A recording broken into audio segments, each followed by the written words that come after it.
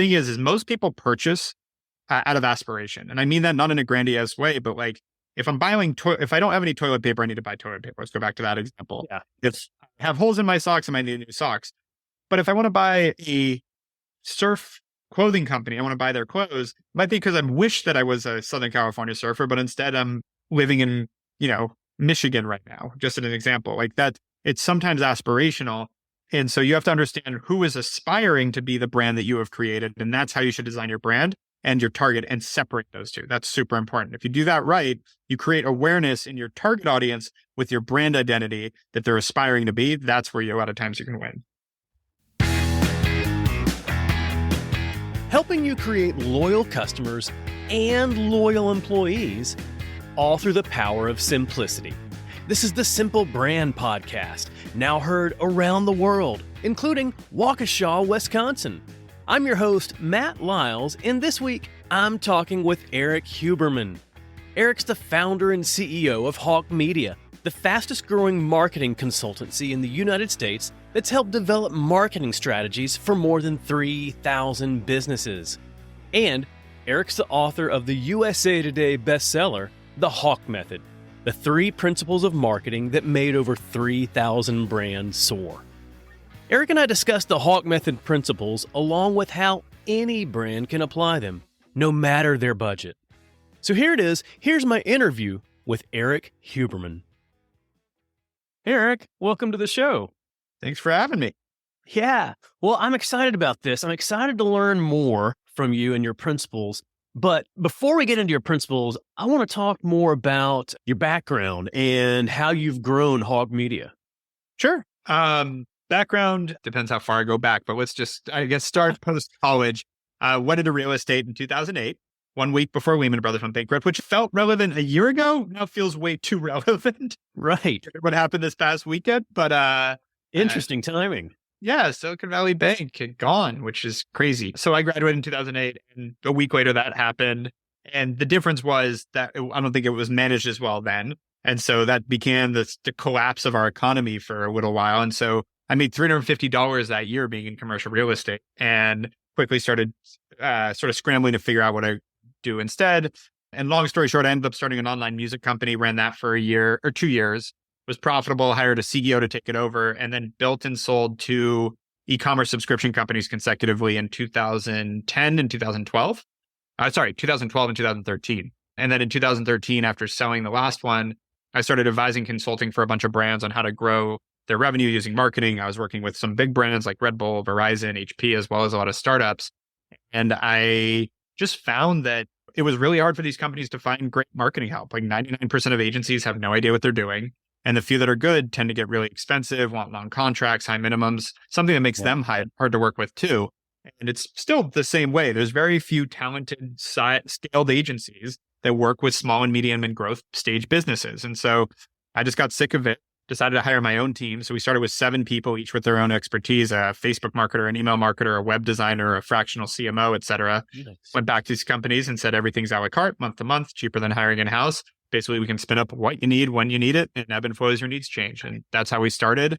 Fast forward, we're over 9 years old now. We have 250, give or take, people. We're on our second venture fund, a $50 million fund. We've got a data and AI platform called Hawke AI. And continuing to grow and build. So you've, taken those lessons that you've been sharing to help yourself grow. At the same time, you've helped a lot of other brands significantly grow. Yeah, it's about 4,500 brands at this point that we've helped grow. That's a pretty significant number. It's fun. It's been a good ride so far. And that's exactly it. We drink our own punch though. Like we've always marketed ourselves the same way we're telling other people to. It's like, it's so funny to me that there's so many agencies out there that don't know how to grow their own business, but they tout themselves as able to grow others. It's like, well, that doesn't make sense.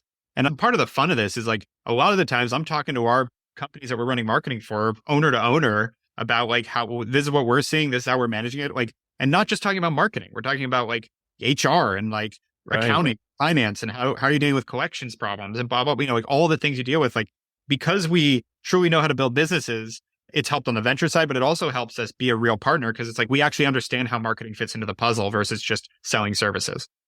Yeah. So looking at the overall experience of of not just growing the brand, but growing the business itself too. Exactly. Well, when it comes to growing brands, what do you think is the big thing that brands need to consider if they want to grow?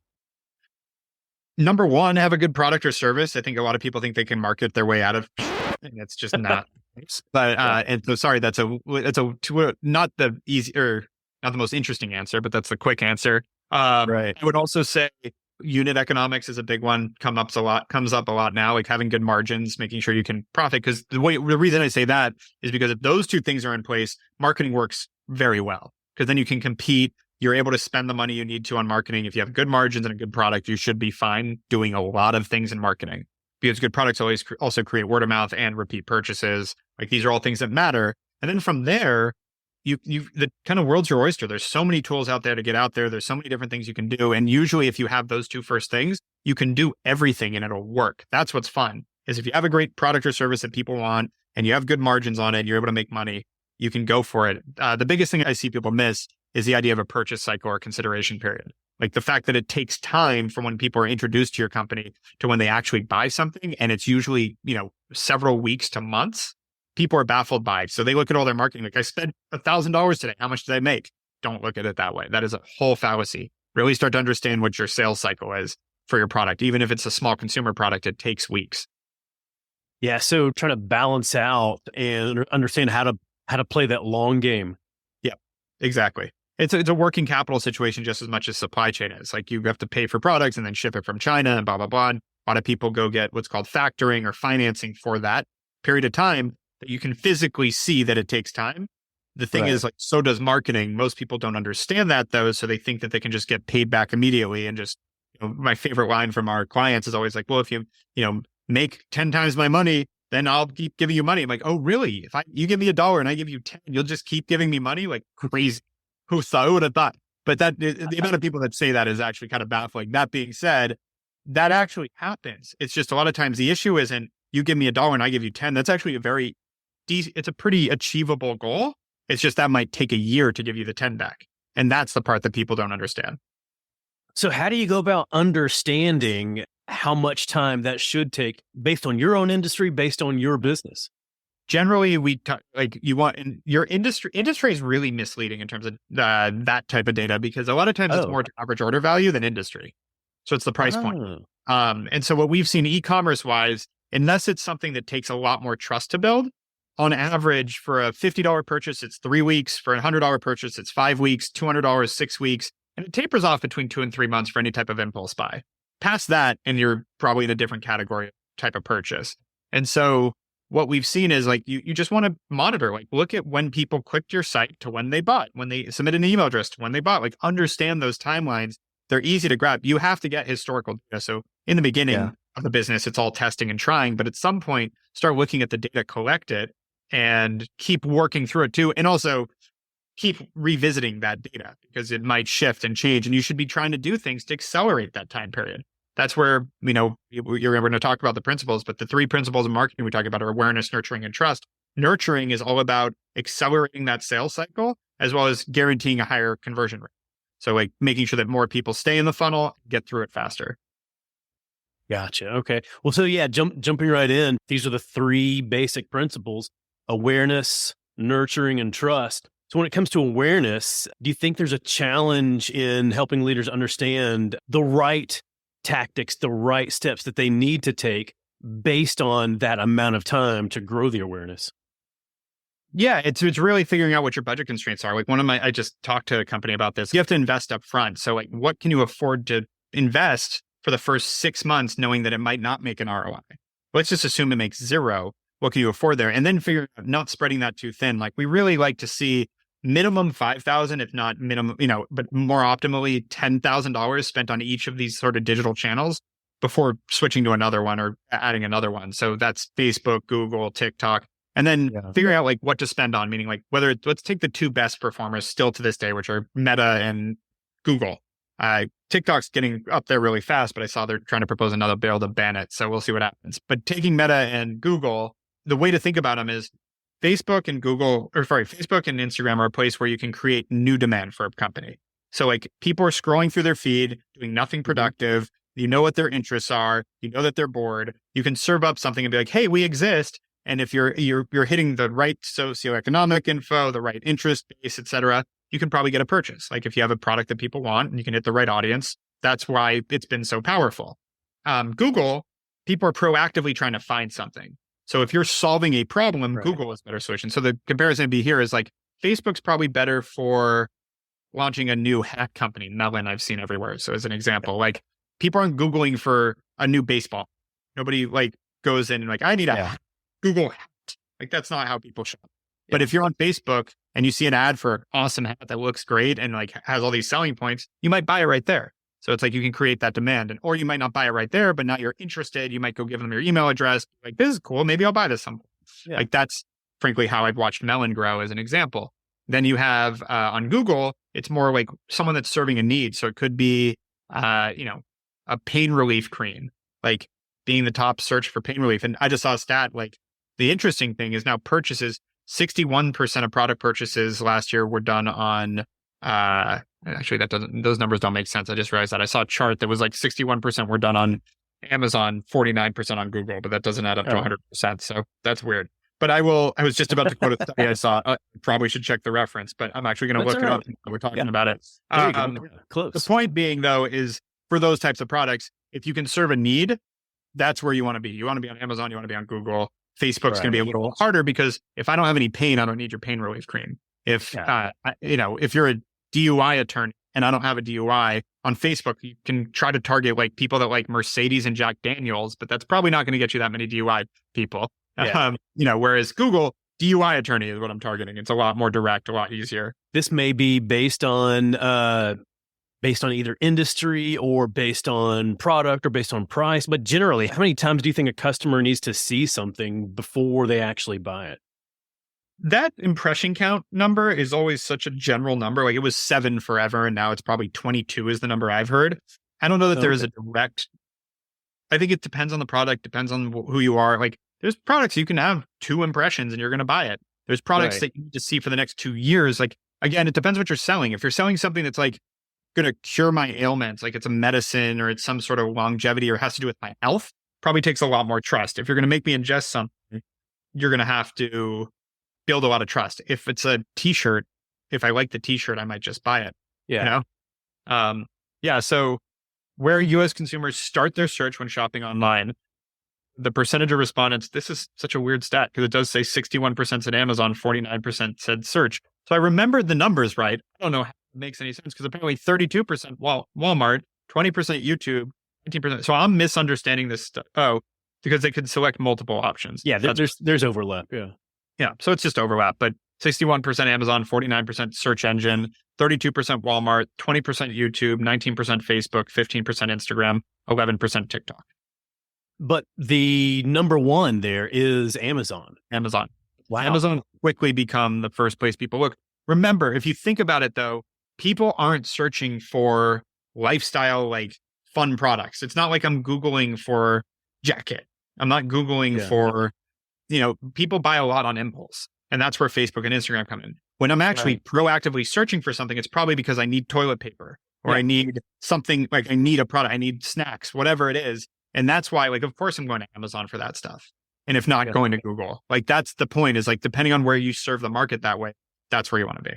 Gotcha. Yeah. And usually like when you need it, there's some level of urgency there, whether, I need it today. I need a same day delivery today, or I know that I'm going to need it and need it delivered within 2 days or before next week. So there's which is why post-COVID, less than 20 or around 20% of purchases are online and 80% in store. Because if I need something, I'm just going to run down to the store and get it. Like that's still like brick and mortar is still much more powerful than the internet, and probably will be for a lot of products, especially food and beverage and home products. Like it's going to be that way because not that many people plan ahead. It's like, oh, I'm out. Shoot. How many times have you been in the shower and you're like, I'm out of shampoo, and you're squeezing it out. So you run down and get more shampoo. That does speak to the sense of urgency of when we actually need something and we're going to go grab it.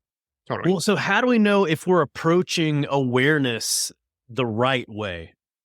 Because you're getting a ton of interest. I think it's that simple. It's you're getting people into your funnel and then eventually converting it. Because if your conversion's low, it's either because of how you're handling your funnel or you might be targeting the wrong people. So like that's the part of awareness that's super important, is make sure you're set up to target the right people. And I'd say one other catch there that people really confuse is don't confuse target audience with your sort of brand target, so to speak.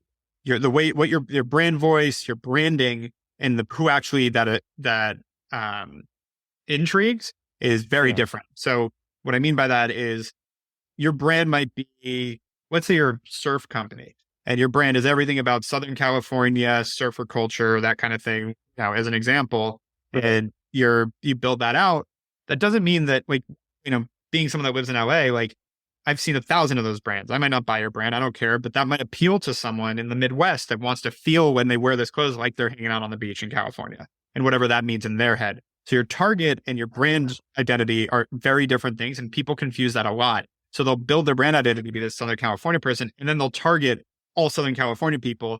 The thing is most people purchase out of aspiration. And I mean that not in a grandiose way, but like if I'm buying, if I don't have any toilet paper, I need to buy toilet paper. Let's go back to that example. Yeah. If I have holes in my socks, I might need new socks.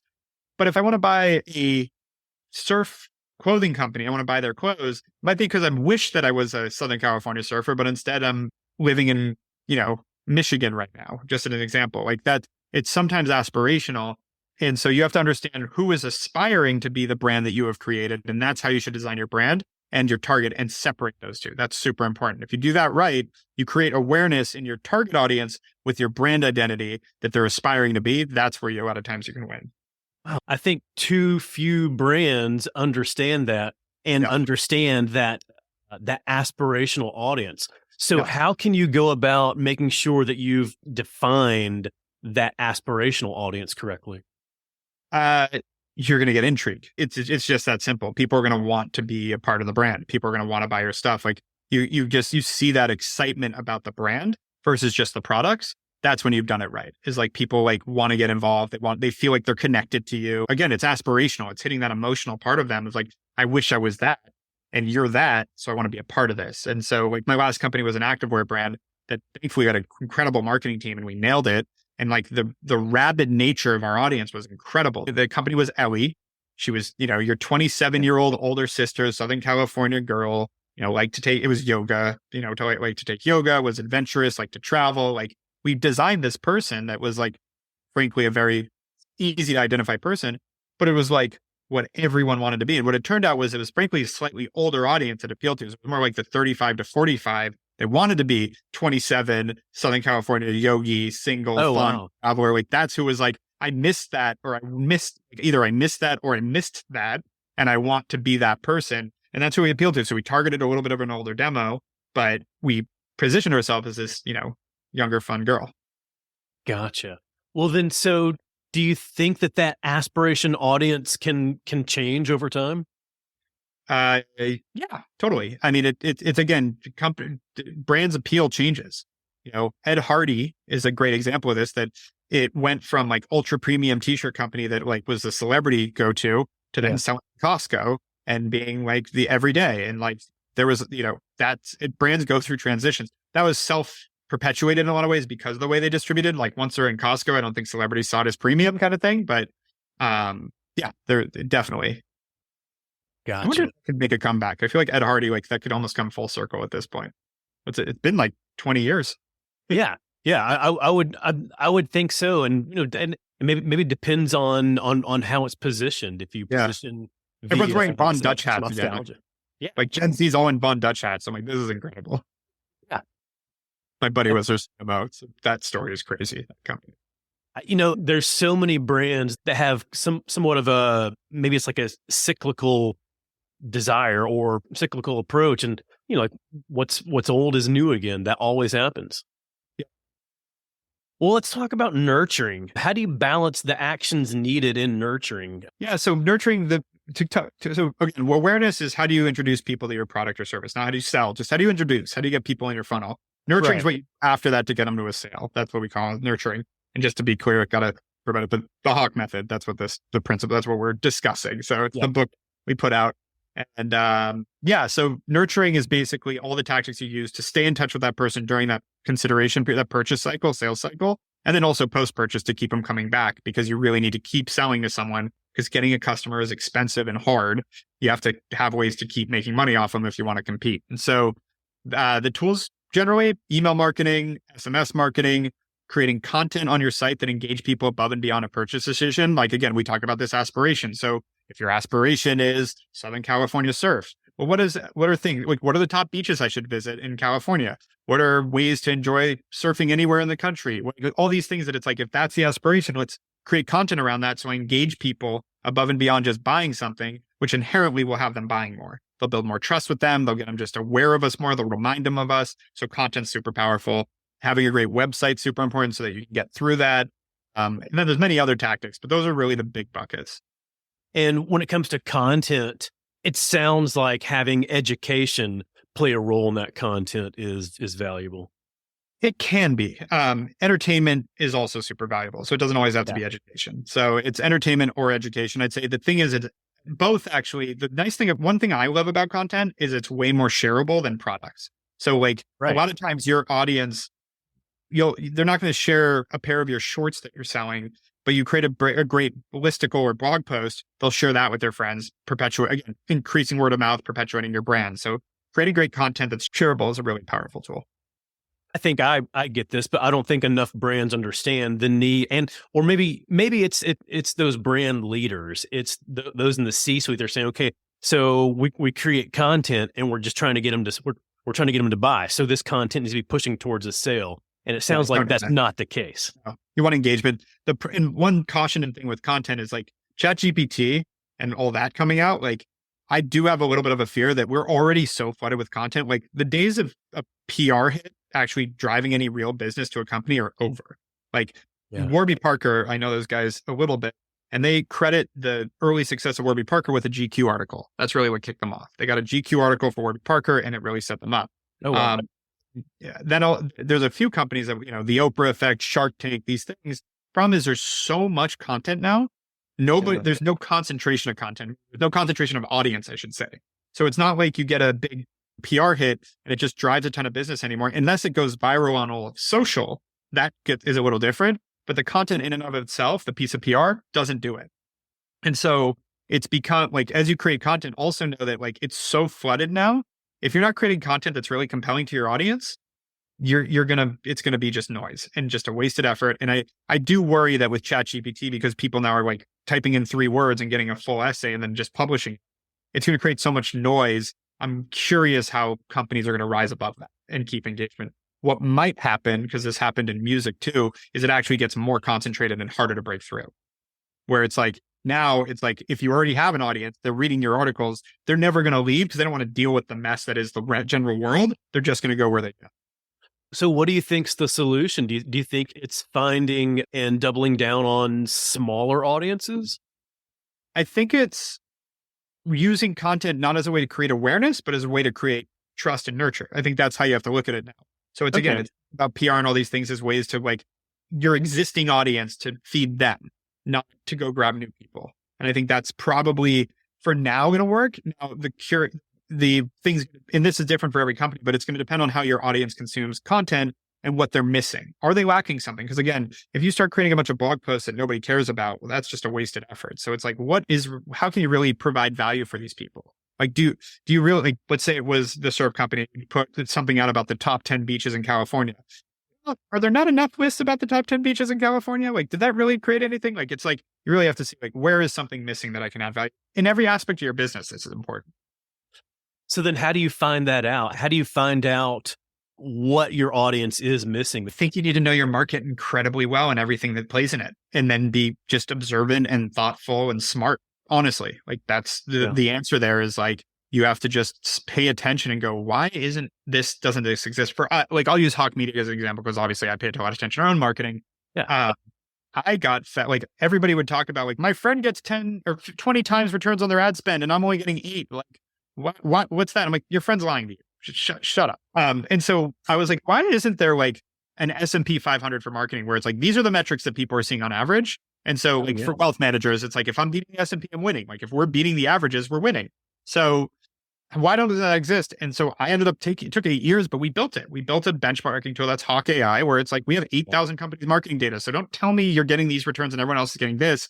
Here's the actual data and what everybody is seeing. And this is how you compare. And we can actually see down to like, small KPIs, like this is exactly what click-through rates on Facebook are. This is where you stand according to your industry. And so again, that's how we built it. Now we're launching benchmark reports off that and we're allowing people to use it. That became a piece of content in a tool for us because we knew the market needed it. You hopefully know your market and figure out what they need. Gotcha. Okay. So just knowing your market, listening to them, observing them, then knowing what they need. Yep, exactly.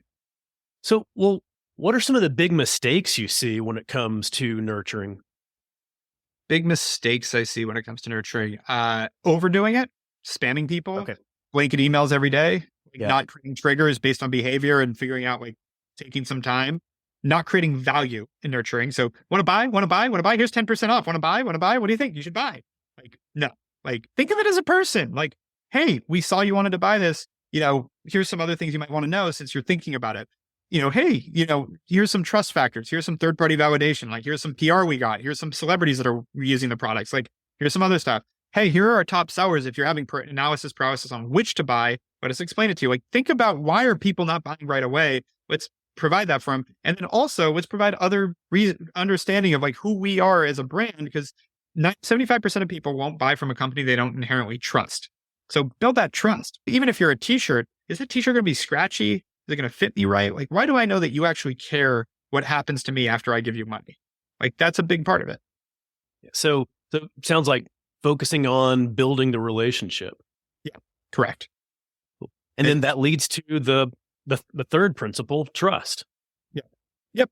Synonymous with brand too. It's like initially when nobody knows who you are, trust comes from third-party validation. Because if I'm like, if I literally showed up, I was hoping I had like a vitamin sitting here somewhere, but if I showed up and I'm like, just take this pill, trust me. You'd never met me before. You'd be like, no, what?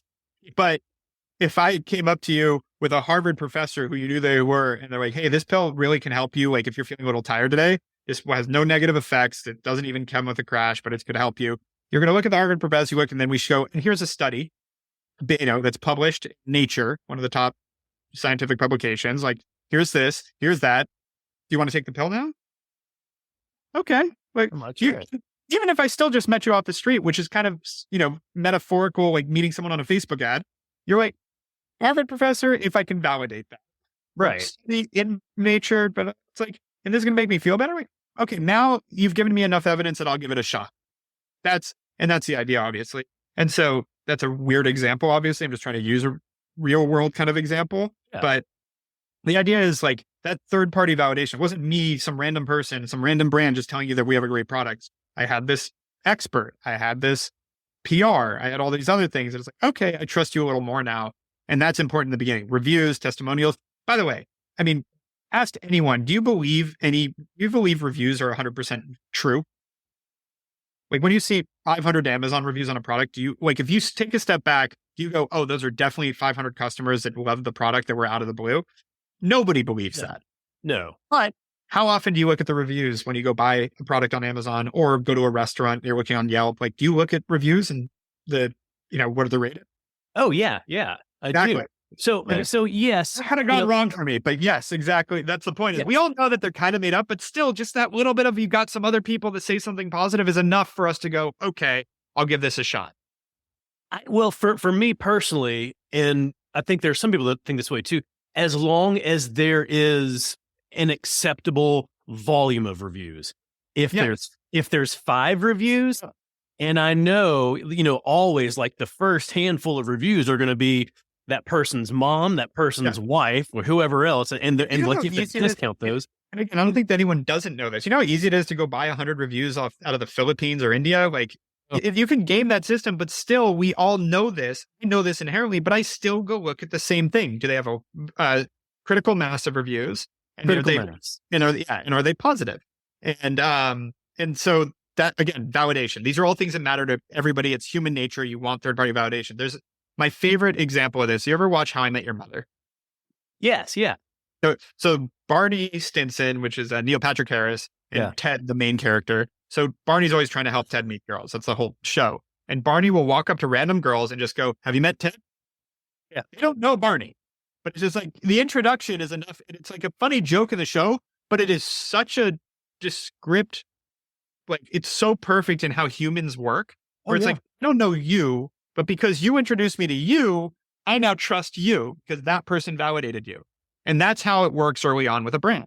If I might not know who you are, but as long as you get some validation, it's like, even if you like, and this is like, don't be too sleazy in business, it'll catch up to you, but you could people do this, make up a website. Like, let's say you're launching a surf company, buy bestsurfbrands.com and give yourself the award for the best surf brand of the year from bestsurfbrands.com. Boom.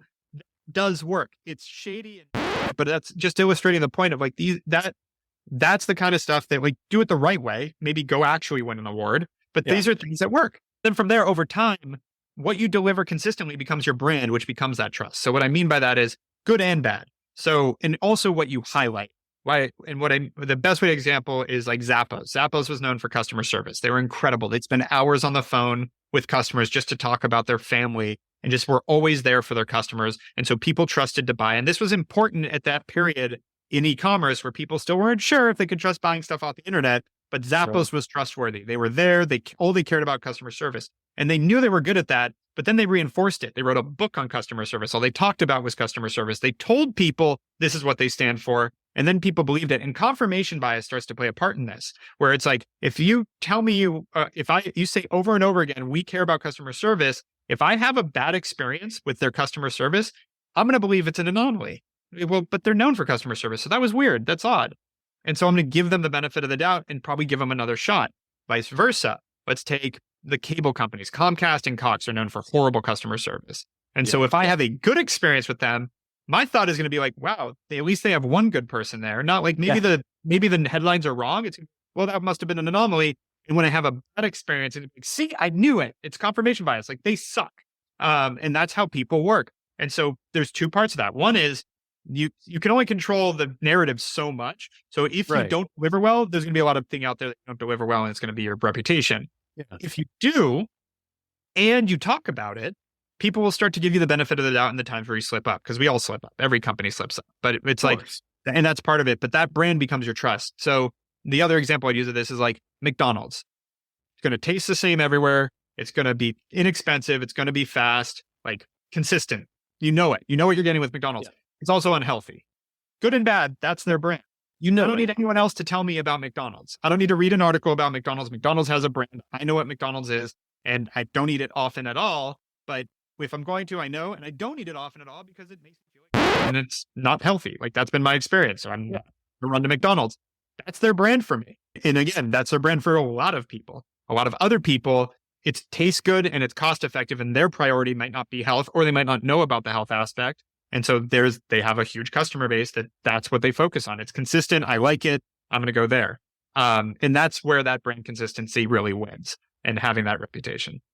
So being consistent is, well, so like once you build trust, it's consistency that helps because you if you keep that trust. Wait, I was going to say, if you're inconsistent, then there's no trust. You don't build anything. Yeah. If one day that tastes this way, the other day it tastes this way, you don't know what to really get. And so what you're going to trust is that it's inconsistent. That's going to be the brand. It's all over the place, which if I'm feeling like I want a crapshoot, I'm going to go buy your brand. But if I want to, that's generally not how people want to, then there's no reason to repeat buy if it's inconsistent. Of course. Yeah. Yeah. So that's how you keep the trust, at least. Yeah. Well, so if you look at the three different principles, awareness, nurture, trust, do you see them as sequential or all three at once? All three at once. It's a tripod. So kick one, I got it's out. So like the reason I say that is the moment you're creating awareness, if you're not nurturing that awareness, you're losing the value of that. So it's sequential in the sense of like, you have to create awareness to nurture that awareness. Like that has to be part of it. So like there is a sequential order in terms of like, you have to create awareness to nurture that. So like if you're introducing new people to your company, then you nurture them. You can't really nurture them if you've not met them yet. So there is a sequential aspect there. Trust is through and through. Your ads to create awareness can have third-party validation or speak to your brand. So you can be creating trust from the first time you create awareness too. So it's actually like a complement to both. But if you don't have all three, you're not going to have a successful marketing campaign. Like that's the part that's super important. Like if it's no trust factor, you're just preaching to people over and over again how great you are, and they don't believe you. If there's no awareness factor, you have no new audience. You're just not going to grow. If you don't nurture it, a ton of people are going to flood in and flood out the other side and never buy anything. Gotcha. So a constant focus on all three at once.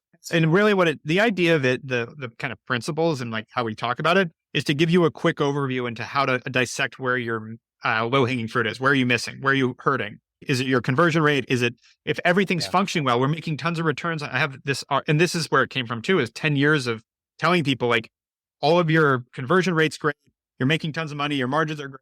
Spend more money, go advertise more, go create more awareness. Your entire funnel is incredible. Your nurturing's working, your trust is working. You're just not introducing anyone new to it.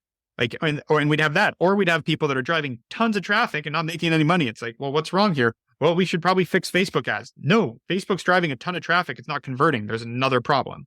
It's figuring out how to triage your marketing. So earlier you were talking about AI. And that's been kicked into high gear really recently. So I want to say we launched Hawke AI in September of last year before the rush. So it wasn't like we jumped on the bandwagon. We were building this for 8 years, and then it was like boom. Which, by the way, I launched Hawke AI hoping that this would happen because we're not building our own. We're not building our own ChatGPT or Siri. Like, we're not building the actual natural language processing side of this. We're building the data that then feeds that. So the fact that now some of these tools are coming out, we're actually going to plug them into what we do. So we can actually have an educated marketing strategist AI, but we're not AI engineers in that sense. Gotcha. So then how do you see marketers being able to use AI the right way, in the way that is going to help them versus just what you were talking about earlier, just create a whole lot of noise? Yeah. Listen, it's a shortcut in a lot of ways. Like, I don't disagree with using ChatGPT as a prompt. Like, remember that it's regurgitating existing information out there. It's not anything new. But I think so are we in some senses. That's the interesting part, is like every idea, I don't think anyone has an original thought. It was from something you experienced. So there's nothing new under the sun. Right. Exactly. So it's similar in that sense, but it's a great way to get started, but it's not, I don't know that it'll be a great way to finish ever. I don't think, meaning I think it's always going to take a human aspect to be like, does this quite fit what we're trying to do? Is this unique? Because if you don't do that, everyone's going to sound the same very quickly. Like, the way you message, it's all going to run the same playbook, and that's when it's going to start failing. And it's funny, people love to I saw someone post this and I just appreciated it so much. It's like, everybody likes to say like, this is the end, email's dead, email marketing's dead. Truck drivers are going to have no jobs anymore because of automated driving. Like, it's done. The whole industry's gone. You realize, like, I get the thesis, but human adoption's really slow. So nothing happens that quickly. So ChatGPT, I think the new iteration's coming out next week, or might be this week. Either way, it's the next week or this week. It's going to be really compelling. I think it sounds like it's way more advanced than even what we already saw. So it's like, it's going to have a lot of applications as a tool, but that's all I see it as. Honestly, I see it, could it be as innovative as the internet? Yes. Did the internet did the internet completely crush our economy because nothing mattered anymore? No. And that's how I see ChatGPT, is like, it's going to be a tool that over time is going to be more and more compelling. Or AI in general is going to be more and more compelling and allow us to augment and be more efficient and do things that focus on higher cognitive function, not be in the tedium of trying to come up with 10 headlines, but editing those headlines to make them more compelling, then monitoring those headlines to make sure that they actually work, then re-educating the AI to help continue to assist us. Like, that's going to be what it takes. Right. Again, at the point that AI takes all of that over, I don't think it'll compel people because it'll all sound the same. It's like, unless you're doing something unique and creative. And I think true creativity will take a long time to replace.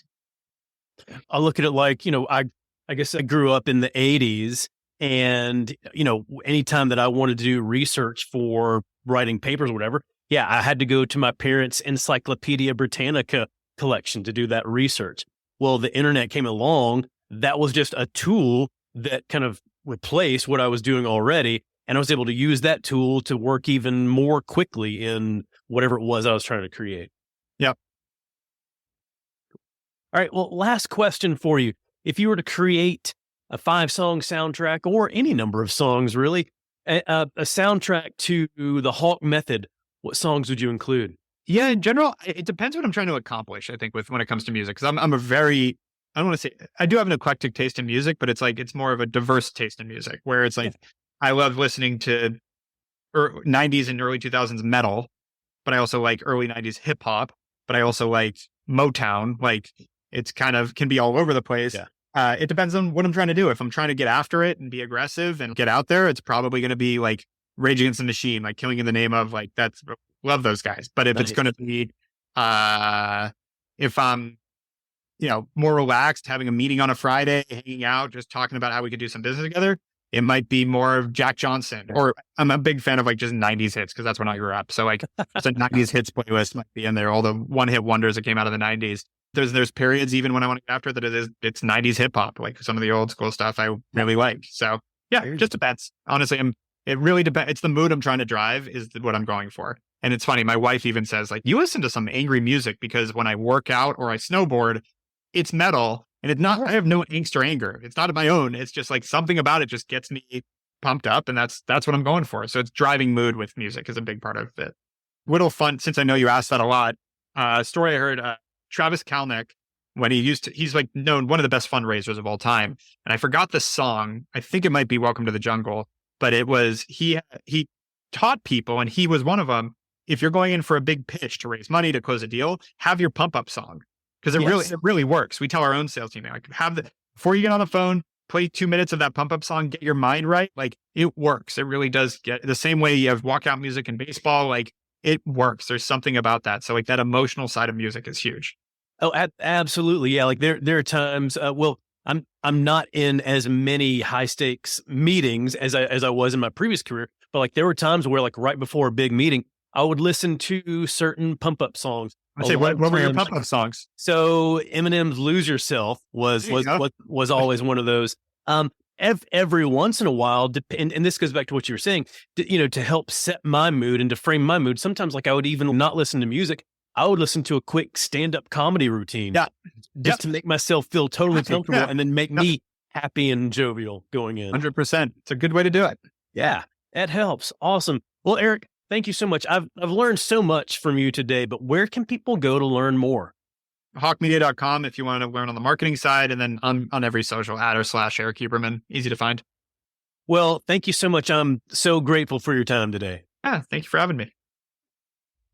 I hope you enjoyed my discussion with Erik Huberman. You can go and learn more from him and his team at HawkeMedia.com. You'll find lots of resources and insights to help you take your marketing to the next level. And you'll find ways for Hawke Media to help simplify your marketing for you. They actually make it pretty simple compared to most other agencies through their a la carte and their month-to-month service. So whether it's strategy, branding, content, marketing, and everything in between, you'll find so many ways for Hawke Media to help your brand soar. And if you're enjoying the Simple Brand podcast, go ahead and hit the subscribe button. It's going to make it so much simpler for you to get future episodes like the next one featuring Greg Kihlstrom. Greg's a speaker, he's an entrepreneur, and he's a consultant to top companies on marketing technology, customer experience, and digital transformation. He's the host of the Agile Brand podcast, and he's the best-selling author of 4 customer experience books, including his latest, House of the Customer, a blueprint for one-to-one, customer-first, employee-driven business transformation. Greg and I discuss his blueprint for building a customer-first, employee-driven enterprise that's based on 7 key elements he's identified that create a house that aligns your people, your processes, and your platforms to deliver a truly customer experience every time. So go ahead and subscribe. You'll automatically get Greg's episode as soon as it's live. Until then, keep it simple.